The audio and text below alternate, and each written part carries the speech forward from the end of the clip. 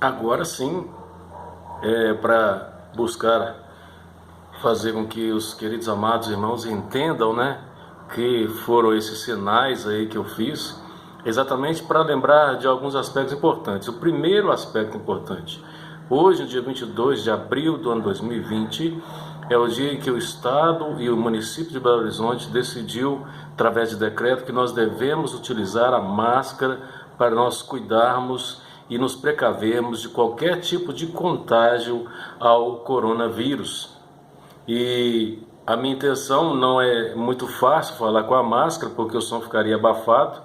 Então eu dei um bom dia, boa tarde e boa noite para os queridos irmãos, a graça e a paz do nosso Senhor Jesus, na linguagem de sinais chamado Libras, que é tão necessário e importante nos dias de hoje também, para poder fazer com que a linguagem do surdo e do mudo ela seja uma linguagem mais ampla, e o ensino e o conhecimento também possa chegar até eles.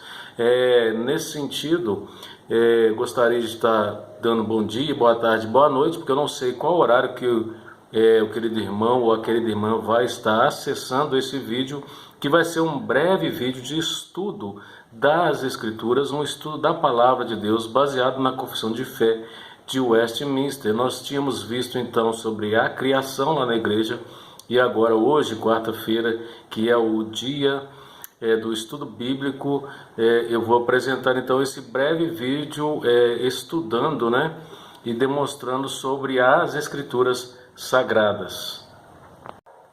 Eu tive que fazer um breve corte, mas meu material tinha caído aqui.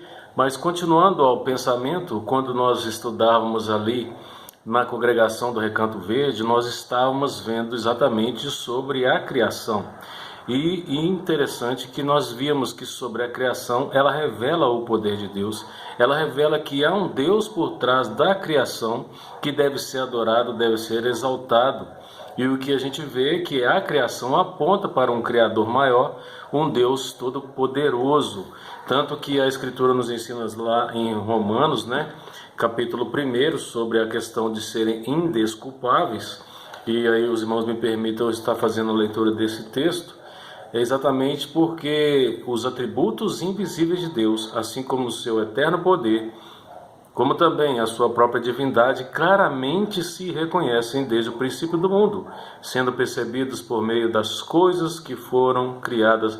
Tais homens são por isso indesculpáveis, não deram a honra, não deram a glória a Deus, antes se fizeram nulos e acabaram que esconderam a glória de Deus. E por causa da natureza, por causa da criação que revela um Deus Todo-Poderoso por trás dela, é que nós temos esse texto dizendo que por isso os homens são indesculpáveis, pois não deram a glória devida a Deus. E nesse sentido, esconderam toda a verdade, esconderam toda a glória que existe através da criação que exalta o nome do Senhor. Então nós tínhamos estudado isso ali na congregação, tínhamos visto exatamente essa realidade, e por causa da criação os homens se tornam indesculpáveis. E vimos também que a criação, ou as coisas criadas por Deus, elas revelam um Deus Todo-Poderoso, mas ela não traz uma revelação salvadora, ela traz uma revelação geral. E aí, por causa disso, a criação ela tem essa revelação geral, e nós vamos ver então hoje, com o estudo bíblico, uma revelação especial, que é exatamente a revelação que vai estar mais além do que a criação possa mostrar, como também está escrito ali no Salmo 19, porque ele aprove um dia discurso outro dia, e à noite discurso outra noite, sem a qual não há uma expressão, não há uma só palavra, mas tudo proclama a glória e a grandeza de Deus. Mas a criação, num sentido bem amplo, por isso que ela revelação geral, ela não pode salvar o homem do seu pecado. Por isso os homens são indesculpáveis, também nesse sentido, porque não glorificam a Deus.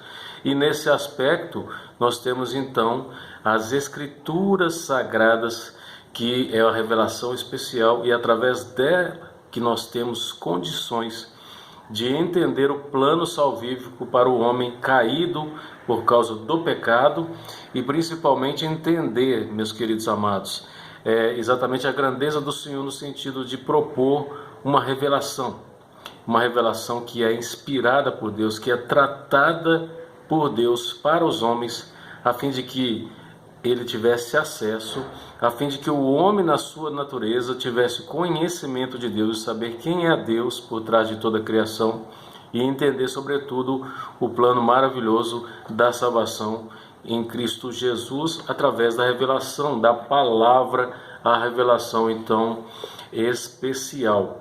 Mas a gente vê lá em 2 Timóteo capítulo 3, versículos 16 e 17, que assim nos ensina: toda a escritura inspirada por Deus é útil para o ensino, para a repreensão, para a correção, para a educação na justiça, a fim de que todo homem de Deus seja perfeito e perfeitamente habilitado para toda a boa obra. Então, nesse sentido, a escritura é inspirada por Deus. Ela é útil para ensino, ela é útil para a repreensão, para a correção e para a educação na justiça. E essa é o presente maior no aspecto de se apresentar como Deus para os homens. É no sentido de que Deus inspirou homens piedosos para escrever sobre o Deus Todo-Poderoso, para que Deus se pudesse revelar de forma especial através das sagradas letras. Nós vemos que o que é mais importante, né? A Escritura Sagrada, nesse sentido também de ser uma revelação de Deus para nós e também revela o seu plano de salvação para o pecador. As Escrituras Sagradas são a arma efetiva do cristão. Ou, vamos resumir, a Escritura Sagrada é a espada da justiça. É a espada que o cristão tem que embanhar todo o dia que ele levanta, a fim de que ele possa estar cada vez mais pronto e preparado para lutar contra esse mundo mau, esse mundo que jaz no maligno. Conforme ali Efésios capítulo 6, 17, né? Ela é a espada que carregamos, espada do Espírito diante de nossas lutas espirituais. Quando a gente pega então ali bem no início de maioria dos evangelhos, a gente lembra que Jesus Cristo foi ali tentado no deserto durante 40 dias. E uma das coisas que ele mais utilizou foi a Escritura Sagrada. Então, quando Satanás falou que ele pudesse pegar ali daquele pão, porque ele estava faminto há 40 dias e que ele deveria transformar aquelas pedras em pão, e ele tentou, e ele falou com Satanás? Ele falou que nem só de pão viverá o homem, mas de toda palavra que profere da boca de Deus. Isso é uma das partes iniciais ali de toda a tentação de Cristo no deserto, no sentido de apontar que Jesus estava preparado e ele tinha a sua espada, ele tinha a palavra de Deus para combater o mal e combater o maligno e vencê-lo ali naquela prova. A igreja do Senhor, meus queridos amados, ela é baluarte da justiça, ela ecoa a voz de Deus e através da sua palavra, né? Chamá-la de palavra de Deus é o que a gente está entendendo, está sugerindo que, não estamos sugerindo que, de certa forma, Deus escrevera toda a Escritura e lançou lá do céu. Não, chamá-la de palavra de Deus é exatamente dizer que Deus é o autor das Escrituras. E aprove ele chamar homens piedosos, inspirados pelo Espírito Santo, para que pudessem compor ali, então, escrever, colocar nos manuscritos toda a boa vontade de Deus para o homem, toda a revelação especial para o homem. Embora, então, ela tenha chegado por intermédio de mãos humanas, a fonte suprema das Escrituras é Deus. E por isso, inicialmente, os profetas da parte do Senhor a falar, então por isso que os profetas, a falar da parte do Senhor, eles falavam assim: assim diz o Senhor. Eles eram instrumentos, os profetas eram instrumentos do Senhor para falar da vontade de Deus para o seu povo. E eles, como instrumento do Senhor, eles poderiam, inspirados pelo Espírito Santo, debaixo do poder do Espírito Santo, que momentaneamente movia seus corações, movia seus propósitos para cumprir a intenção e a vontade de Deus, esses profetas então poderiam dizer: assim diz o Senhor. E a palavra do Senhor é a verdade. Como está lá em Jó 17, versículo 17, na parte final. A palavra inspiração, significa que o Espírito Santo superintendeu a produção de toda a Bíblia. O Espírito guiou os autores para as palavras que deles não fossem nada menos do que a palavra de Deus. O Espírito Santo comunicou exatas palavras de Deus por intermédio dos escritores humanos. Por isso a Bíblia pode ser considerada então um livro divino humano, ou seja, Deus soprou as palavras necessárias para os profetas, a fim de que eles escrevessem, a fim de que eles compusessem ali toda a escritura. A gente percebe ali muito claramente que todo o Pentateuco ali escrito por Moisés foi um livro escrito durante a jornada de 40 anos no deserto. E em todo o tempo, na vida efetiva de Moisés, na sua busca de comunhão com Deus, ele estava extremamente escrevendo as narrativas bíblicas, escrevendo a história bíblica, inspirada pelo Espírito Santo, conduzindo debaixo do poder do Espírito, a fim de que ele não dissesse nada sobre o que ele achasse ou de que ele pensasse, mas ele falasse diretamente do que Deus estaria soprando em seus ouvidos e dizendo para ele o que ele deveria realmente escrever. Se nós pegarmos a Confissão de Fé de Westminster, ali no item 1 das Escrituras Sagradas, assim ele nos ensina, Ainda que a luz da natureza e as obras da criação e da providência manifestam de tal modo a bondade de Deus, a sabedoria, o poder de Deus, que os homens ficam inexcusáveis, todavia não são suficientes para dar aquele conhecimento de Deus e da sua vontade, necessários à salvação. Por isso foi o Senhor servido em diversos tempos e diferentes modos revelar-se e declarar à sua igreja aquela sua vontade. E depois, para melhor preservação e propagação da verdade, para o mais seguro estabelecimento e conforto da igreja contra a corrupção da carne e malícia de Satanás e do mundo, foi igualmente servido fazê-lo escrever toda. Isso torna a Escritura Sagrada indispensável, tendo cessado aqueles antigos modos de Deus revelar a sua vontade ao seu povo. Então nós vamos refletindo nisso aí, entendendo que tudo aprove a Deus guiar e cuidar dos homens, inspirados por Deus, para que toda a Escritura fosse escrita debaixo do seu santo poder, de forma que ela chegasse até nós hoje, preservada, cuidada pela vontade soberana de Deus.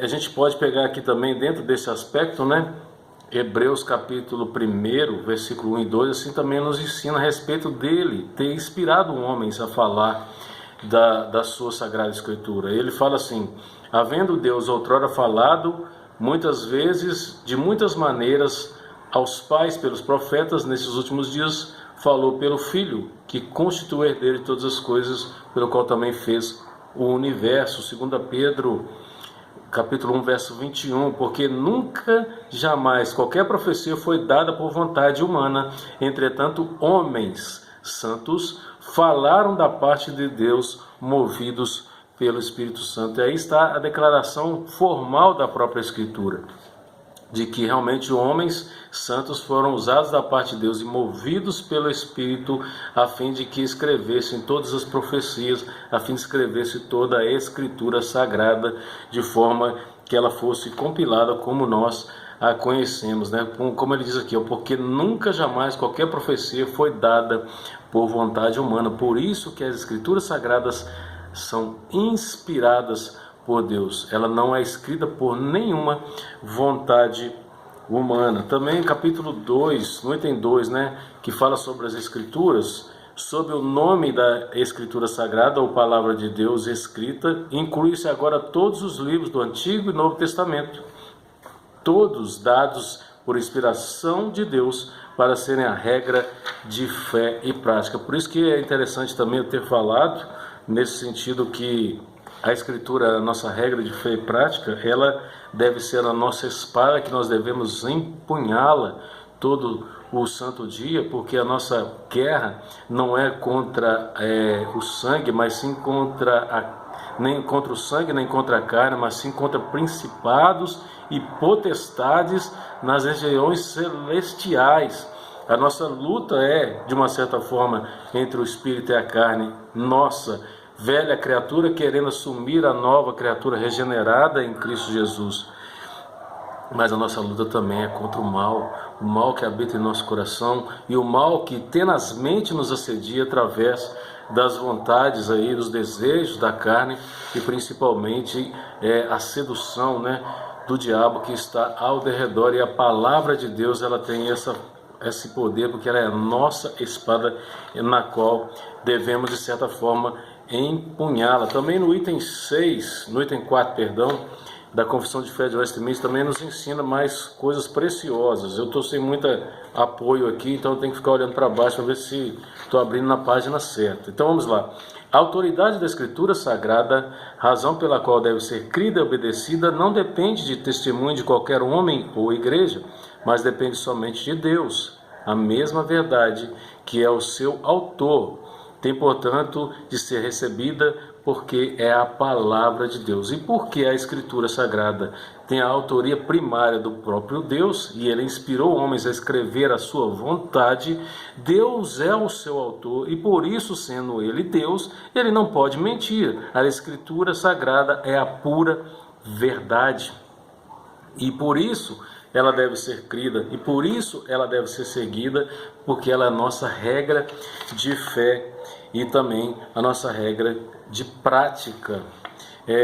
Quando nós pegamos aí também no sentido que ela é uma regra de fé e prática, infalível, devido aos aspectos que Deus é o seu autor.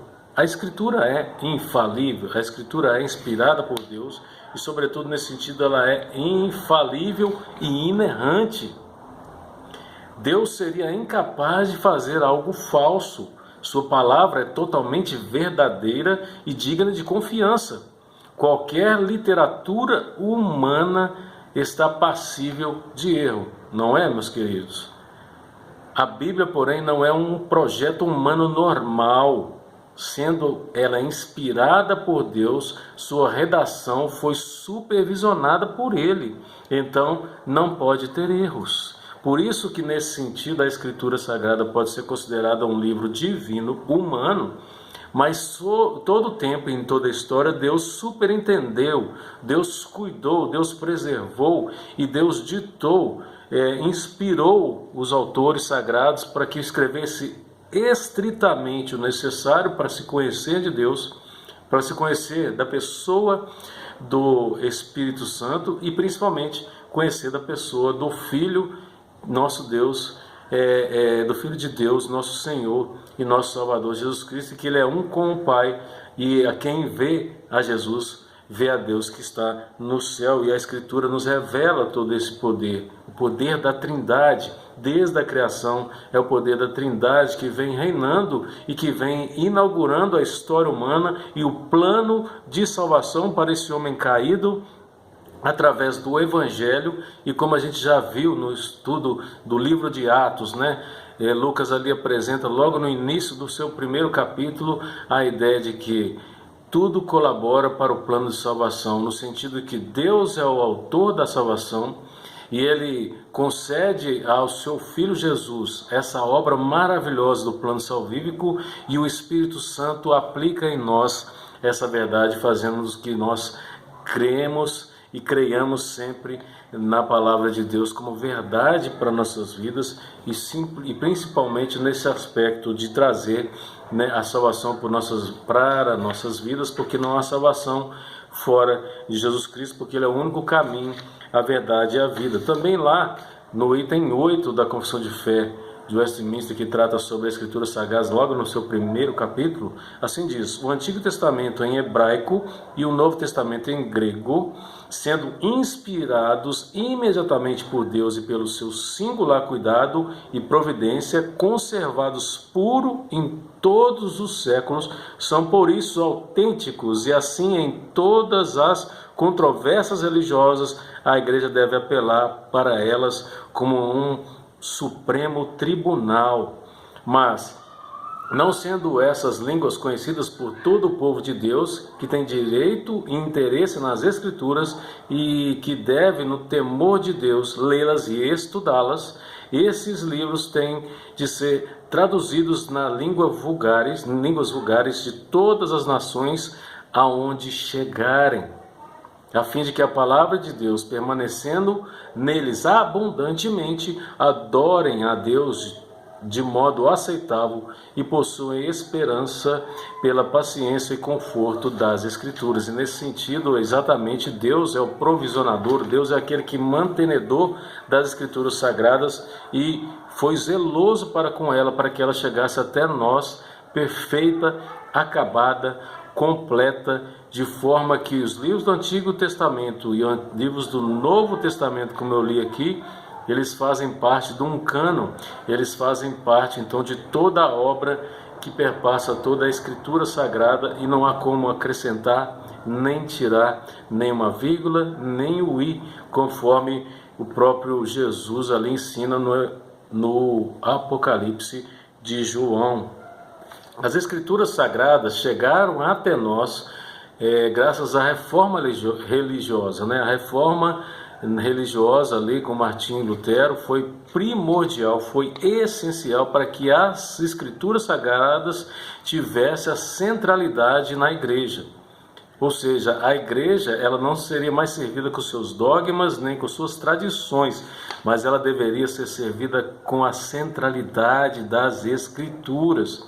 Então Martinho Lutero traduziu a primeira Bíblia ali da Vulgata, né, latina, traduziu ali a Bíblia da Vulgata latina para a língua alemã, a fim de que as pessoas leigas pudessem ter acesso à Escritura e também ter acesso à salvação.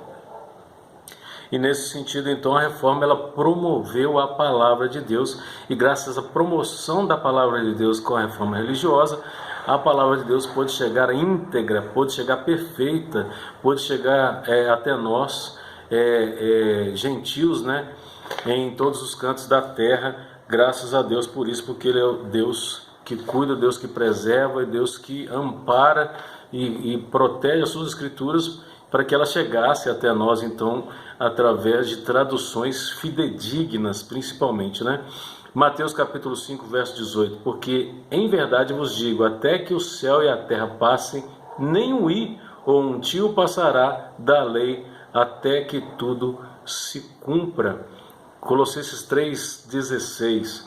Habite ricamente em vós a palavra de Cristo, instruí-vos e aconselhai-vos mutuamente em toda sabedoria, louvando a Deus com salmos, hinos e cânticos espirituais, com gratidão em vosso coração. Ou seja, a busca de cada dia do cristão em estar se enchendo do Espírito Santo é exatamente só ocupando com a palavra de Deus, nesse sentido que habite ricamente em vós a palavra de Cristo, e aconselhai-vos, instruí-vos mutuamente em toda sabedoria, louvando a Deus, em toda sabedoria de Deus que está na palavra, louvando a Deus com salmos, hinos, cantos espirituais e gratidão no vosso coração. Lembrando nesse aspecto também do Evangelho que nos ensina, né?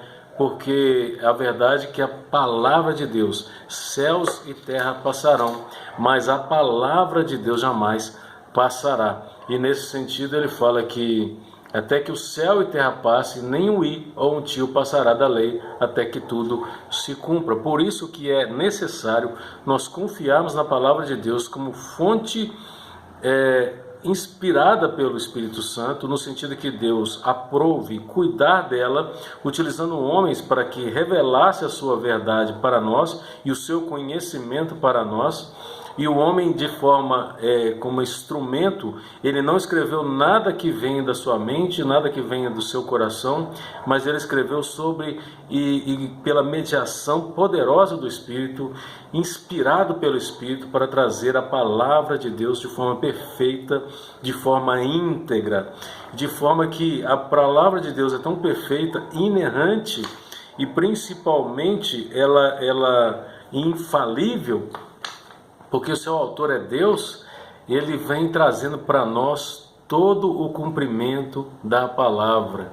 Ou seja, a Escritura Sagrada nos apresenta a verdade de Deus, a sua vontade soberana para nossas vidas e principalmente para o povo que confessa o nome de Jesus Cristo, e ela vive eternamente e jamais passará. Céus e terra passarão, mas a palavra de Deus não passará, porque Deus é o autor da Sagrada Escritura. Para poder ficar alguns questionamentos para nosso estudo de hoje, então, a gente podia pensar em um aspecto. Então, o que significa a expressão dizer que a Bíblia é um livro divino homem? Ou seja, o livro da Bíblia é um livro divino humano, porque ela foi inspirada por Deus e Deus se valeu, se utilizou de homens na Escritura para poder escrever soberanamente a sua vontade. Por isso nós podemos dizer que a Escritura Sagrada é um livro divino humano. E o que é inspiração? Exatamente o soprar, o ruá de Deus. A inspiração, o poder do Espírito Santo é que inspirou ali, é que soprou nos ouvidos do ser humano, de profetas ungidos pelo Espírito Santo, toda a vontade de Deus para a vida do homem. Coube eles, inspirados por Deus, escrever toda a Sagrada Escritura. E porque Deus é a fonte suprema da Bíblia, porque Ele é Deus e aprove Ele cuidar e zelar da sua Sagrada Escritura, e Ele não jogou a Escritura lá do céu, mas Ele usou homens inspirados pelo poder do Espírito para escrever soberanamente sobre a sua vontade, e se tornou conhecido pelas Escrituras Sagradas, né? Ele é a fonte suprema, porque a Escritura Sagrada é infalível e é inerrante, porque Deus é o autor soberano da Sagrada Escritura. O que significa dizer que Deus é o superintendente da Bíblia? E esse é o aspecto primordial, de que Deus é um Deus zeloso, um Deus que cuida, e é um Deus que permitiu com que homens inspirados pelo Espírito Santo escrevessem a Sagrada Escritura, tanto no Antigo como no Novo Testamento, e ele superintendeu, ou seja, ele cuidou, ele guardou, ele foi zeloso, de forma que toda a história humana pudesse caminhar para que esses livros estivessem sempre guardados, protegidos e amparados pelas intempéries do tempo e os intempéries da natureza, e que eles pudessem ser guardados e zelados para que chegassem traduções fidedignas para nós hoje. Por isso que Deus é o superintendente das Sagradas Escrituras. Que Deus abençoe soberanamente a vida de cada irmão e cada irmã da congregação do Recanto Verde. Fica aqui o meu abraço e que a paz do Senhor seja convosco, e vamos continuar aí meditando da palavra de Deus, estudando aí as Sagradas Escrituras através do estudo bíblico que eu tento sugerir e tento trazer a partir de hoje para os queridos amados irmãos, utilizando o nosso canal. E lembrando, se inscreva e deixe o seu like ali nesse vídeo que nós estamos postando. Coloque ali seus comentários, suas perguntas, e também utilize, né, a rede ali, o WhatsApp, para a gente poder estar trocando ideias sobre os assuntos das Escrituras Sagradas, que não vai se encerrar hoje. Eu pretendo ainda trazer mais 2 estudos sobre a Escritura Sagrada, e fazendo assim por meio do canal de YouTube. Que Deus abençoe soberanamente a vida da amada congregação do Recanto Verde. Amém?